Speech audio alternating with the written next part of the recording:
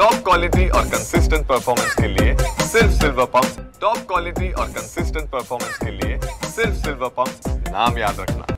अशा अधिकाऱ्यांना कुठल्याही परिस्थितीत सोडता कामा नये।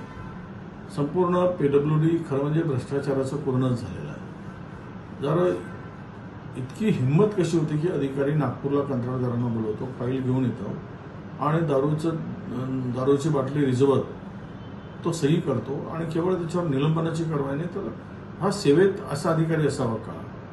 ज्या जिल्ह्याचे पालकमंत्री मुख्यमंत्री आहेत त्या जिल्ह्यातील अधिकाऱ्यांचा मस्तवालपणा हा काय दर्शवतो आहे की धाक कोणाचाही नाही आणि आम्ही बिनधास्त, आम्हाला कोणी रोखू शकत नाही, अशा प्रकारची त्याची ताठरपणाची आणि हुकुमशाहीची भूमिका एकूण त्या अधिकाऱ्याची दिसते आहे।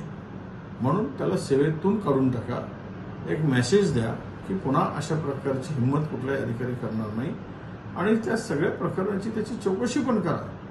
त्याचीच काय करताय? सर्व त्या पीडब्ल्यूडीचे अनेक प्रकरणं, मोठी मोठी प्रकरणं आहेत आणि त्यामध्ये 10-15% अधिकची बिलं दिली गेलेली आहे आणि काम वाढवून दिलं गेलं आहे आणि एक्सप्रेशनच्या नावाखाली खूप मोठ्या प्रमाणात लूट चाललेली आहे, कामं बोगस केलेली आहे।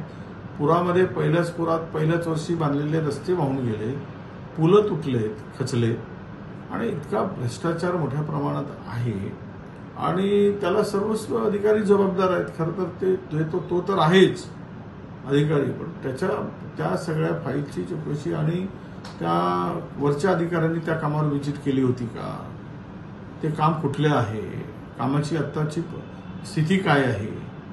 हे सगळ्यांना दोषी धरलं पाहिजे असं आम्हाला वाटतं। सर्वप्रथम राहुलजी गांधी ज्या वेळेस या कुटुंबाला भेटायला गेले त्यांची आईने संपूर्ण परिस्थिती सांगितली, ती टाव फोडून सगळी परिस्थिती सांगत होती आई आणि सगळी माहिती घेतल्यानंतर राहुल गांधींनी निष्कर्ष काढला की सोमनाथ सूर्यवंशी यांचा पोलिसांनी खून केला, हत्या केली।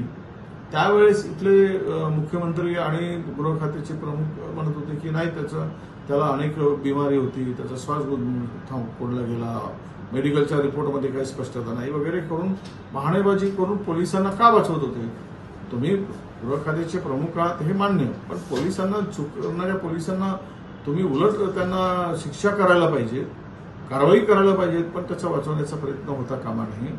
आणि राहुलजींनी आता जे काही त्यावेळेस सांगितलं तेच आता सत्य झालेलं आहे, तेच सुप्रीम कोर्टानेही मान्य केलेलं आहे आणि ह्यामुळं याचं प्रायश्चित्त खरं तर त्या जे अधिकारी त्यावेळेस चौकशीमध्ये होते, त्या वरिष्ठ अधिकारी, त्या सर्वांवर कारवाई झाली पाहिजे। तो मग त्या ठिकाणी असलेले आयुक्त, कमिशनर असतील किंवा त्याच्या खालचे पोलीस अधीक्षक असतील, हे सर्व त्यामध्ये दोषी आहेत। यांच्या आदेशानुसार जर लाठीचार्ज झाला असेल आणि त्यामध्ये ती घटना घडली असेल आणि पोलीस कोठडीमध्ये त्यांचा मृत्यू झाल्यानंतरही ती घटना दाबण्याचा प्रयत्न केला असेल, ते प्रकरण संपूर्ण मिटवण्याचा प्रयत्न केला असेल, तरी सर्व वरिष्ठ अधिकारी त्या ठिकाणी दोषी आहेत, ते सुद्धा कारवाईस पात्र आहेत।